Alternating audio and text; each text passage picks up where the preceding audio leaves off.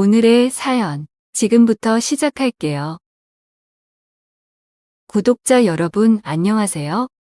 비록 남편이 바람을 피우긴 했지만 결혼한 유부녀가 나이도 어린 남자와 바람을 핀 걸, 그것도 호스트바에 출퇴근하는 남자와 바람을 핀 이야기를 사연으로 보내도 되나 고민했는데요. 그래도 용기를 내어 해보겠습니다. 우선 제 남편의 바람에 대해 먼저 이야기를 해드려야겠군요. 남편의 바람을 처음 만날 남편이 말했습니다. 대한민국 남자 중에 바람 한 번 안 핀 남자 있으면 나와보라고요. 다니던 룸살롱에서 만나 색다른 연애 감정도 없이 술김에 한 번 잤을 뿐이라고 큰 소리 치는 거였습니다. 남편은 사업을 하는 사람인지라 접대성 술자리가 많고 남자들이 을에 한 번씩 유흥주점이나 단란주점에 드나들며 논다는 그런 거는 알고 있었어요. 그런데 한 번 잔 게 아니니까 문제지요. 들켰는데도 한 번 잤다고 큰 소리 치는 거에 질렸습니다. 법인카드 말고 많아봐야 80만 원을 넘기지 않던 카드값이 200만 원에 이르더라고요. 남편 옷이나 필요한 거는 다 가정생활비로 제가 사거든요. 저녁에 맥주 몇 캔 사들고 들어오는 게 전부이던 남편의 카드가 마트에서 찍힌 걸 알았을 때 두 번째로 수상했습니다. 그래도 정신을 차리고 가정으로 돌아오겠지 하는 심정으로 참고 있었는데 가족 여름 휴가는 취소하면서 상간녀와 남도 여행 간 것을 알고는 도저히 남편을 용서할 수가 없는 기분도 들었었고요. 사실 이런 것보다 가장 정확한 느낌이랄까 그런 것은 남편과의 잠자리에서였어요. 남편은 무슨 일이 있어도 일주일에 한 번은 저를 안아주었거든요. 정기적인 부부관계를 일주일에 한 번씩이지만 남편이 유달리 컨디션이 좋을 때는 또 달랐고요. 그러니 남편이 아무리 아닌 척해도 제게 숨길 수 있다고 착각했어도 남편의 힘이 달라지게 되니 모를래야 모를 수가 없었어요. 게다가 남편하고 10년이 넘은 결혼 생활인데 그걸 모르겠나요? 촉으로 아는 겁니다. 남편은 성실한 가장이었어요. 아이들을 너무 좋아하는 사람이라 아들이 태어나자 집과 회사밖에 모르는 남자가 되었지요. 회사에서 고객들 대접할 때도 그렇게 늦지 않았습니다. 그러다가 몇 개월 전부터 남편이 일주일에 이틀은 술을 마시고 들어와요. 그래서 남편의 바람을 눈치채고 정확히 3개월 만에 남편에게 이야기했어요. 참고 참았지요. 언젠가는 자기 스스로 정리하겠지 싶어서요.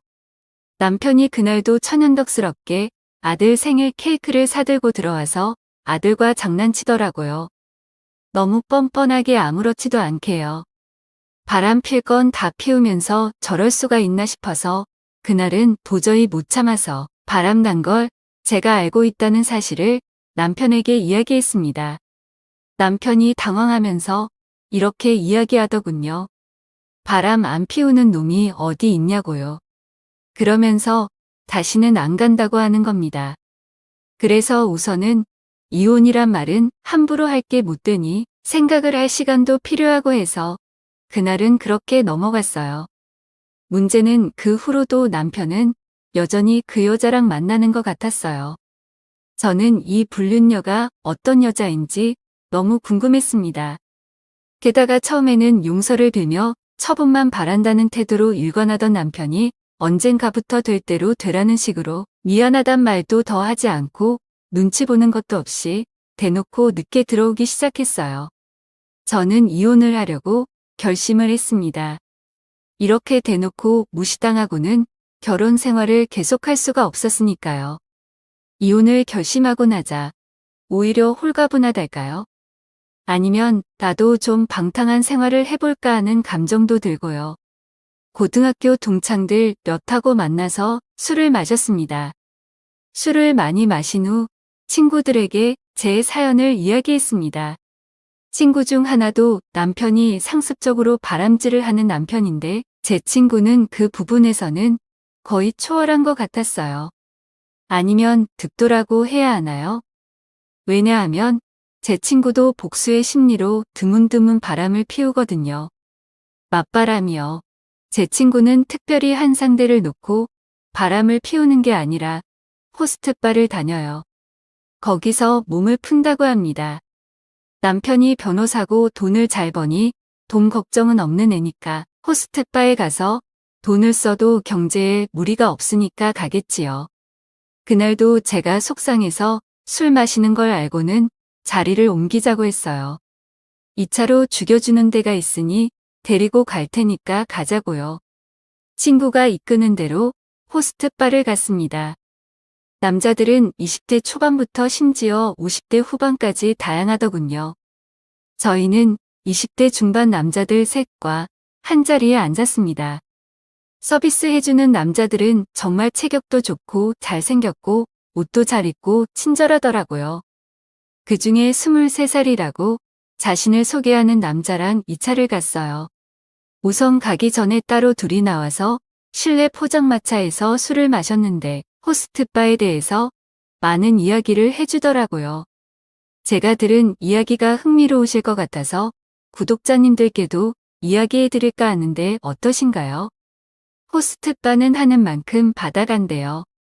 50대 아저씨들이 있는 건 실직하고 다른 직장을 구하려고 하면서 임시로 다니려고 했던 건데 수입이 워낙 좋으니까 계속하는 분들이 많다고 합니다. 놀랐던 게 멀쩡히 가정 있는 남성들도 많다고 하네요. 물론 미혼 남성들이 제일 많고요. 자기 수완만큼 자기가 버는 거래요. 어떤 분은 하루 20~30만 원 벌이만으로 아주 흡족해서 지금 4년 넘게 하는 아이 아빠도 있대요. 제 파트너는 군대 다녀와 복학을 앞두고 있는데 시작한 지 6개월이나 되었는데 다니다 보니 많이 나태해졌대요. 우선 당장 건축기사 자격증을 알아보고 다녀야겠다 했던 그 마음이 싹 가시더래요. 이렇게 하루 벌어 하루 돈이 주머니에 빵빵하게 들어오고 하는데 아무것도 할 생각이 나질 않는 거라고 합니다. 그래서 한번 호스트바에 빠지면 헤어나오기 힘들대요. 일단 우리 여자들이 알아야 하는 것은 호스트바에서 일하는 모든 남자는 반드시 돈을 벌러 오는 곳이 그곳이라는 걸 잊으면 안 된다고 하더라고요. 미래를 위해서 당분간 일을 한다. 혹은 여자친구를 만들기 위해서 일을 한다. 물론 일거양득이면 좋겠지만 그것보다 더 중요한 딱 한 가지 이유는 돈이라는 거예요. 물론 안 그런 직업이 어디 있겠느냐만 호스트바에서 일하는 남자들은 그곳이 돈을 벌러 온 곳이라는 걸 절대 잊으면 안 된다고 철저히 배운답니다. 그러므로 자신이 굳이 필요 없는 사람에게까지는 좋은 사람으로 인식이 될 필요는 없다는 교육한대요. 남녀 그것도 오로지 일로만 보는 사람들. 그래서 일로 서로 지켜야 할 선만 잘 지키고 남의 일에 쓸데없이 궁금해하지 않고 하면 전혀 일상에 문제가 되지 않는 부분이 호스트바 남성과의 연애입니다. 어리버리해 보이는 제게 한마디로 참교육을 시켜준 청년이었습니다. 저는 그날 파트너와 근처 모텔로 갔습니다. 이미 술도 많이 취했고요. 남편하고도 이미 사이가 벌어진 게 몇 개월이라 저는 좀 외롭기도 했나 봐요. 정말 잘하더군요. 술 취한 와중에도 완전히 정신을 들었다 놨다 했습니다. 예전에는 호스트바라는 문화가 거의 쉬쉬하는 분위기였다면 이제는 대놓고 길거리에서 전단을 뿌릴 정도잖아요. 네, 맞아요. 쉽게 접할 수 있는 문화가 된 만큼 죄책감이 없었어요. 제가 간 곳은 정통 호스트바라고 불리는 정바였어요. 사흘 후 또 찾아갔어요. 혼자서요. 제 고등학교 동창은 정말 바람 피우기 선수라 딱 자기가 조절해서 한 달에 한 번 정도, 한 달에 2번 정도까지만 갔지만 저는 멈추는 거 못하고 완전히 빠져들었습니다. 여러분들 정바 술값이라는 것이 얼마나 나올 것 같으세요? 혼자 가도 40만 원, 50만 원이 나오더라고요. 그것을 일주일에 한 번씩만 가도 한 달이면 200만 원인 거지요.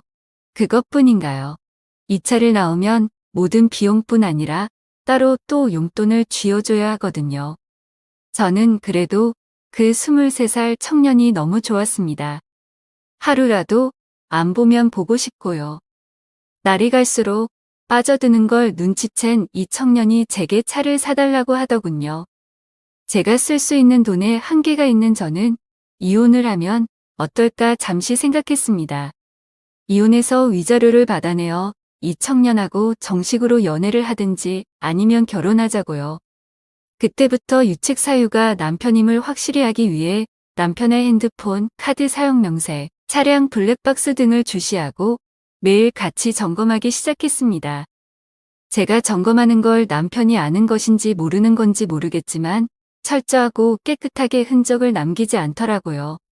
증거를 찾기까지 2개월이 걸렸어요. 그날은 회사 직원들과 모두 다 함께 야근이라 회사에서 자고 갈 테고 당신도 알다시피 회사 건물 저녁 11시 30분 넘으면 자동으로 잠기게 되니 그런 줄 알라고 연락이 온 거예요. 바람 피우는 사실을 이미 다 안다고 경고까지 했는데 이 뻔뻔함에 저는 치를 떨었습니다. 제가 한 짓은 하나도 기억이 안 나는 저도 뻔뻔한 여자인 것 같습니다. 아무튼 그래서 바로 카드 명세를 역추적 조회했어요. 지금 1분 전에 카드 긁은 곳이 광화문 오피스텔 바로 밑에 있는 마트였습니다. 저는 그 길로 집에서 나와 불이 나게 찾아갔어요.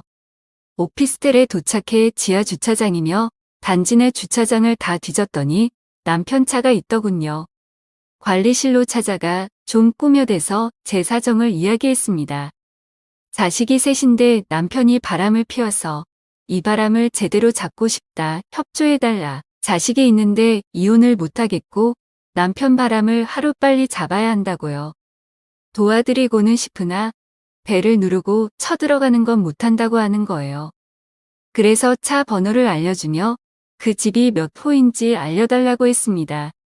알아낸 후 가장 가까운 흥신소를 검색해서 연락했고 여기로 와달라고 했어요. 이 여자를 추적해서 직장이 어디인지 알아봐달라고 했습니다. 상간녀는 예상대로 업소 여자였어요. 업소 여자가 저보다 13살 어리고 혼자 오피스텔에서 사는데 여자는 밤에 일을 나가는 거지요. 짐작으로는 남편이 월세쯤은 내주고 생활비 정도는 주는 것 같았어요. 그러니까 80만 원이면 되던 카드값이 200만 원이 훨씬 넘게 나오는 거예요. 남편은 몸매가 풍만하고 긴 생머리를 좋아하는데 흥신소 직원이 보내온 사진을 보니 가슴이 크고 생머리더라고요. 아마도 기술도 저하고는 비교도 안 되겠지요. 그 여자 만난 후부터는 부부관계도 단절이고 남들 보기에는 문제없이 친구처럼 지냈지요. 제가 부부관계 한번 요구한 적이 있는데 콧방귀 끼면서 힘없고 피곤하다고 그러더군요. 그때부터 이 사람과 이혼을 해야겠구나. 결심을 완전히 굳힌 거예요. 저는 사실 직장 생활을 오래 해서 남편이 바람 피웠다고 울고불고 하면서 질질 짜는 그런 성격은 아닙니다. 스스로 정리하고 돌아올 때까지 기다릴 생각이었어요. 아들이 있는데 헤어지면 안 된다는 생각도 컸고 남편은 자식 때문에라도 절대 이혼 안 하거든요. 이혼 안 할 사람 붙잡고 이혼하겠다고 펄펄 뛰는 제 모습도 답답해서 쌩쌩할 때 바람 한번 실컷 펴봐라 그런 누나 같은 마음도 있었던 게 사실이고요. 그런데 옛말에 이런 말이 있죠. 바람도 살살 부인 달래가면서 하라고요. 그게 무슨 뜻이겠어요? 부인 단속해놓고 밖에서 즐기라는 소리 아닐까요? 하지만 남편은 저를 철저히 무시했어요. 남편은 가정도 지키고 싶고 즐기는 것도 마음껏 하고 싶은 뻔뻔남인 거지요. 위에서 썼다시피 이혼을 바란 또 하나의 이유는 호스트바에서 만난 남자 때문이었어요. 여러분들은 이해하실지 모르겠는데 남편에게 상한 자존심을 새파랗게 어린 잘생긴 남성이 자꾸 만나주니 설레는 거지요. 그러나 그 직업 남성들이 어떤 남성들입니까? 여자가 돈 떨어지면 상대도 안 하는 사람들인 거예요. 마침 잘 되었지 뭐예요. 스스로 제어가 안 되니 블랙홀처럼 빠져들었는데 남자 쪽에서 안 만나주니 오히려 다행인 거지요. 그 무렵 남편 회사 총무과에서 연락이 왔어요. 사업자 대출을 해야 하는데 의료보험 납부 확인서가 필요하다고요. 도대체 무슨 대출을 얼마나 하느냐고 했더니 사장님 개인 대출이고 2억이라고 했습니다.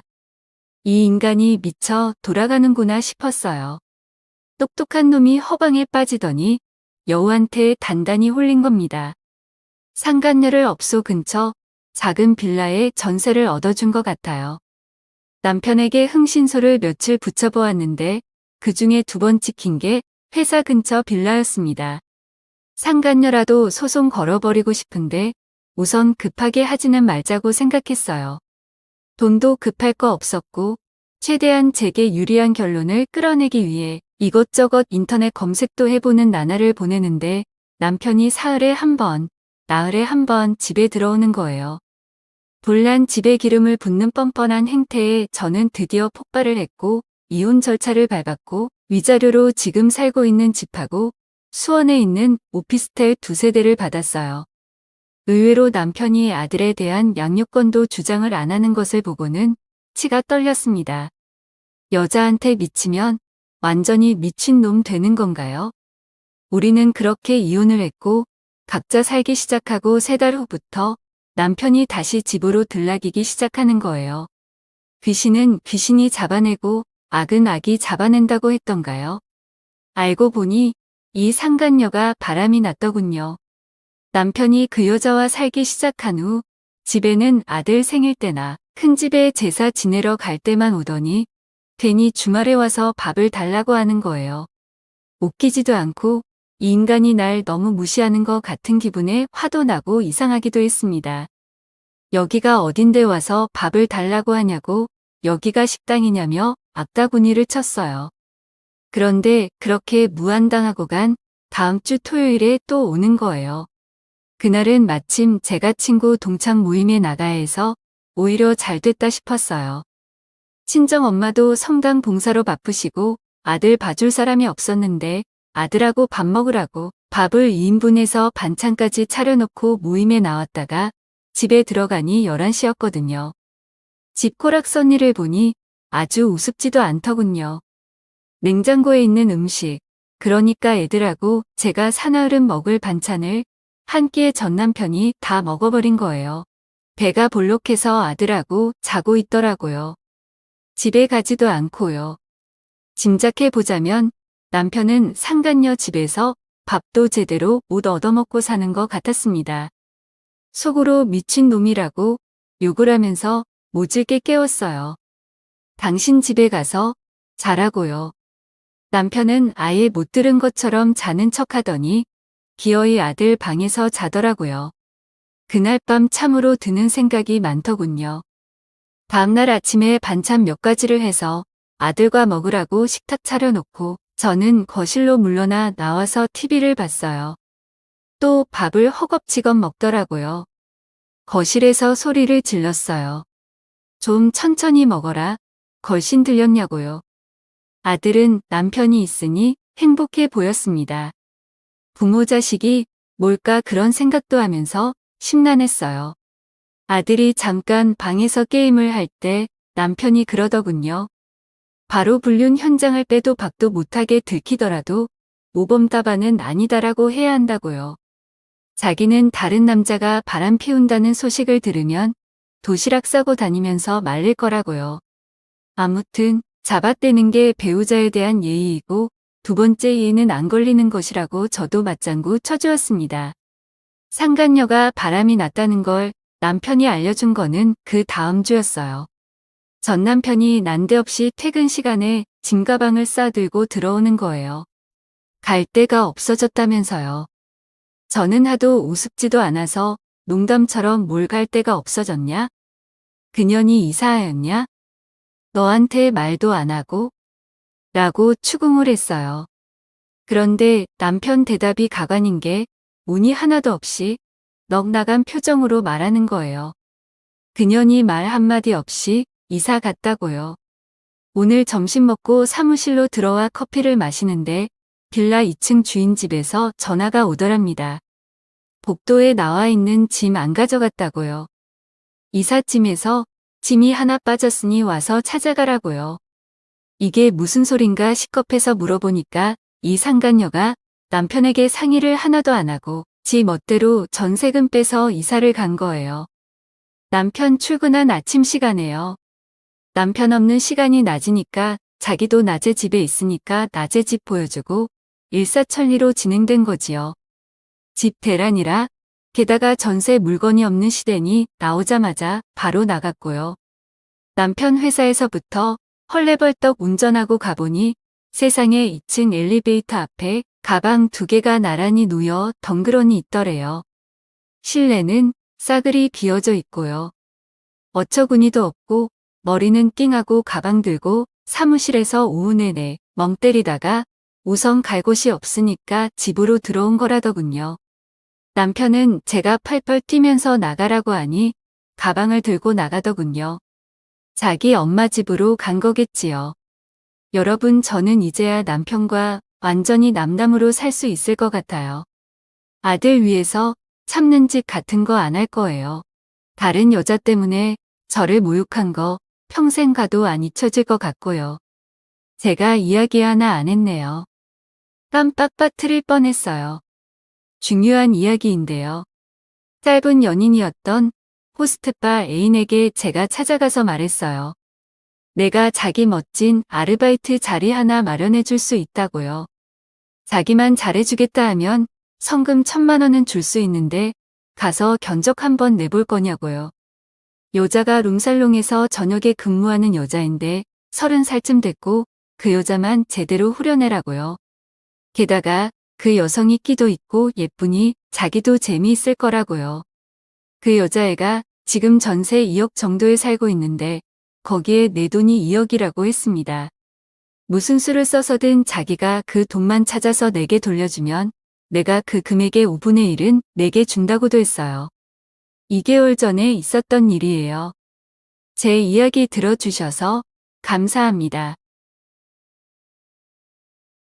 오늘 준비한 사연은 여기까지입니다. 이야기 재밌게 들으셨다면 좋아요 한 번씩 부탁드리고요. 오늘도 좋은 하루 되세요.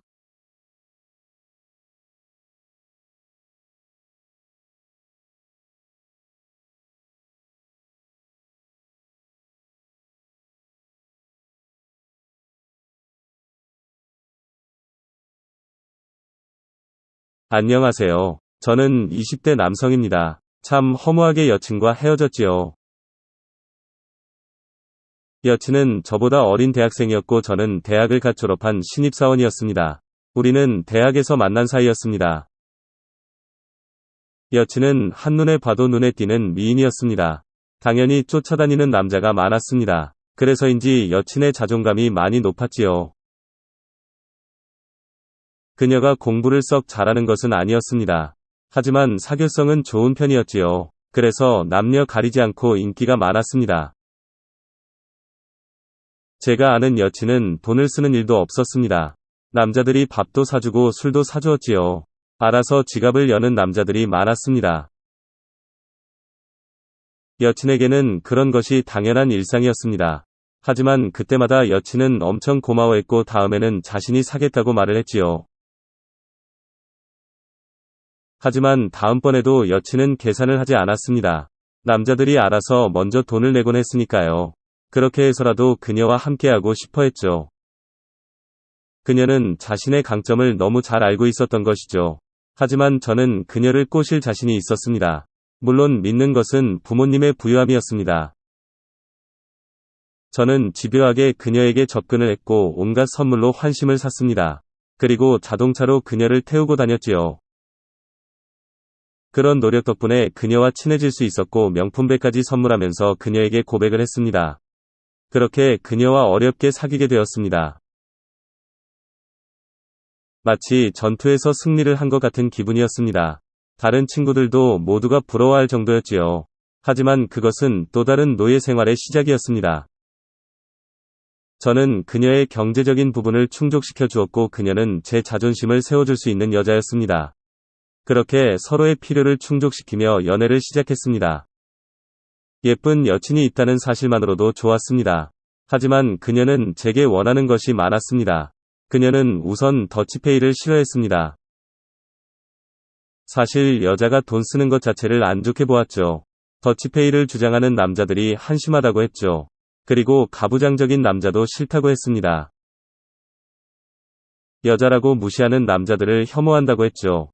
그 말에는 저도 공감을 했습니다. 하지만 그러면서 여자니까 배려가 필요하다더군요. 뭔가 앞뒤가 안 맞는 주장들 같았죠. 하지만 싸우고 싶지가 않아서 고개만 끄덕였습니다. 그런 이유 때문에 그녀는 한국이 싫다고 하더군요. 그래서 한국에서 결혼을 할 생각도 없고 결혼을 하더라도 시댁은 안 갈 거라고 하더군요. 자신의 주관이 확실한 그녀였습니다. 한국은 여자가 살기 힘든 곳이라더군요. 그리고 한국 남자들을 믿을 수 없다고 했죠. 그러면 저랑 왜 사귄다고 했는지 의문이 생기더군요. 누구보다 남자들의 도움을 많이 받던 그녀입니다. 그런 도움을 준 남자들을 비하하는 모습이 이상했죠. 그때는 약간의 생각 차이라고만 생각을 했습니다. 서양의 선진국들은 자신의 로망이라고 했습니다. 유럽에서 자기 능력 발휘하면서 살고 싶다고 했습니다. 그래서 졸업하면 외국으로 갈 거라고 하더군요. 저는 일단 그녀의 꿈을 응원해 주었습니다. 그리고 함께 영어 공부도 시작했지요. 그래서 종종 우리는 영어로 대화를 하곤 했습니다. 그녀의 영어 실력은 썩 좋지 않았습니다. 그렇다고 그다지 공부를 열심히 하는 것 같지는 않았죠. 그러다 보니 영어가 늘지를 않더군요. 공부보다는 외모 꾸미거나 노는 시간이 더 많았죠. 그래서 공부도 제가 많이 도와주게 되었습니다. 그러다 보니 제 영어 실력만 느는 것 같았지요. 그러다 저는 졸업을 하고 취업을 하게 되었습니다. 그녀는 아직 졸업이 1년 남은 상황이었죠. 자연스럽게 만날 기회가 많이 줄어들 수밖에 없었습니다. 그녀와는 대화가 잘 통하는 편이 아니었습니다. 그래서 그런지 안 만나도 아쉽지는 않더군요. 오히려 회사 사람들과 대화가 잘 통해서 좋았습니다. 자주 안 만나니 걱정도 많아졌습니다. 그녀 주변에 남자들이 많은 것을 알기 때문이었죠. 다른 남자들이 그녀에게 접근하는 게 신경이 쓰였습니다. 특히 그녀는 스터디 그룹에서 영어 공부를 한다고 했습니다. 그런데 그 멤버들 중 대부분이 남자들이더군요. 당연히 그녀에게 수시로 연락을 하는 남자들도 있었죠. 그 남자들의 목적은 뻔했습니다. 그래서 그런 불안감을 털어놓았죠. 그녀는 저를 혐오스럽게 쳐다보더군요. 자길 어떻게 보기에 그런 걱정을 하냐고 했죠. 그러면서 한국 남자들의 이런 생각이 싫다고 했습니다. 저는 황급히 그녀에게 사과를 했습니다. 그럴 때마다 그녀는 단호하게 말을 하더군요. 자긴 그런 여자 아니라고 말이죠. 불안하지만 그녀를 믿어야 했습니다. 그런데 어느 날 대학 친구 한 놈이 연락을 해왔습니다. 그리고 제게 여자친구랑 헤어졌냐고 묻더군요. 저는 무슨 소리냐고 물었습니다. 학교 후배들 말이 그녀가 요즘 클럽을 자주 간다더군요. 하지만 클럽을 간다는 사실은 저도 들었던 이야기였습니다. 그녀는 제게 말을 하고 당당히 클럽을 갔었지요. 물론 아무 일도 없었으니 걱정 말라고도 했었고요. 그냥 친구들과 함께 간 것뿐이라고 하더군요. 당연히 속이 부글부글 끓었지만 따질 수는 없었지요. 그래서 친구에게도 헤어진 건 아니라고 했습니다. 그러자 친구는 그녀 관리를 잘하라고 했습니다. 그녀가 가장 싫어하는 말을 하더군요. 여자는 남자가 관리할 대상이 아니라고 했었지요. 한국 남자들의 그런 권위의식이 싫다고 해서 한바탕 화를 냈었던 일도 있었거든요. 친구의 말이 신경은 쓰였지만 제가 할 수 있는 일이 없었습니다. 그녀는 믿지만 남자들을 믿을 수 없었죠. 하지만 얼마 후 충격적인 사건이 발생을 했습니다. 친구들 몇몇이 제게 연락을 해줘서 알게 된 사건이었죠. 다름이 아니라 인터넷에 퍼진 어떤 영상이 문제였습니다. 어느 백인 남성이 유포한 영상이라고 하더군요. 그 속에 몇몇 한국 여성들이 있었는데 그 중에 여자친구와 닮은 여자가 있었습니다. 저도 급히 영상을 검색해서 찾아봤습니다. 생각보다 어렵지 않게 영상을 볼 수 있었죠. 그리고 그 속에는 정말로 여친이 있었습니다. 영상의 시작은 어느 클럽이더군요. 백인 남자들끼리 히히덕거리고 있더군요. 그리고 한국 여성들에게 접근을 하는 모습이었습니다. 두 명의 여자들은 생각보다 쉽게 넘어왔고, 남자들은 첫 대면부터 노골적인 터치를 했습니다. 그런데 그중 한 명이 제 여친이었습니다. 이후 백인 남성들은 그녀를 불러냈고 너무 쉽게 숙박업소까지 함께 갔더군요. 저랑은 불결해서 못 간다던 모텔이었죠. 그놈은 제 여친을 마음대로 가지고 놀더군요. 영어로 쌍욕까지 하면서 그녀를 대했습니다. 그런데 놀라운 것은 여친의 반응이었습니다. 온갖 수치스러운 짓을 당하면서도 웃더군요. 오히려 여친이 더욱 애원하는 것 같았습니다. 여친은 어눌한 영어로 그놈의 비위를 맞추었죠.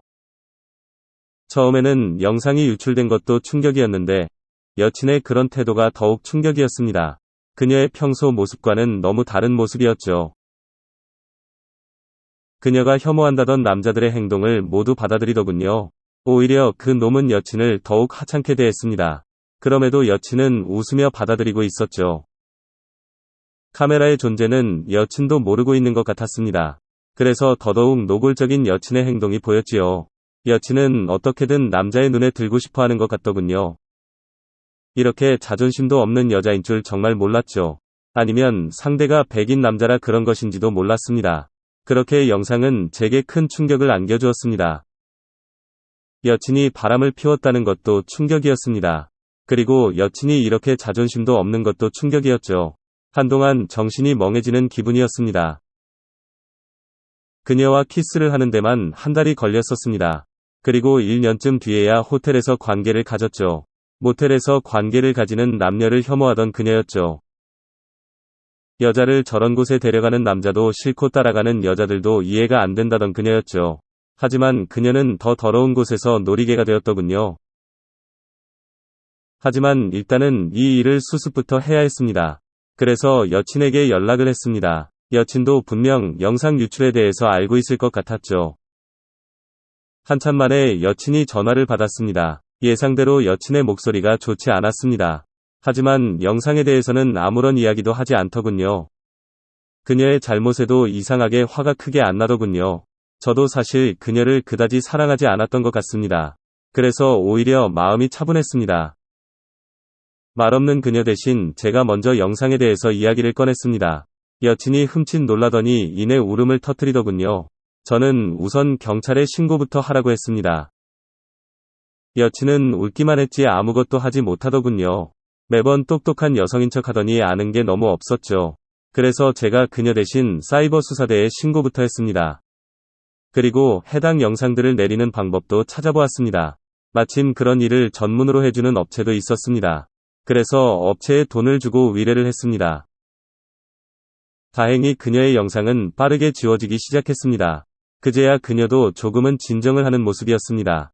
그리고 제게 미안하다는 말을 하더군요. 사과 한마디 듣는 게 참 어렵더군요. 참 뻔뻔하고 한심하다는 생각이 들었습니다. 나는 왜 멍청하게 호구처럼 살았을까 싶더군요. 화를 억누르며 그녀에게 자초지종을 물었습니다. 그녀는 외국인 친구들을 사귀고 싶었다고 하더군요. 그래서 이태원 클럽에도 간 것이더군요.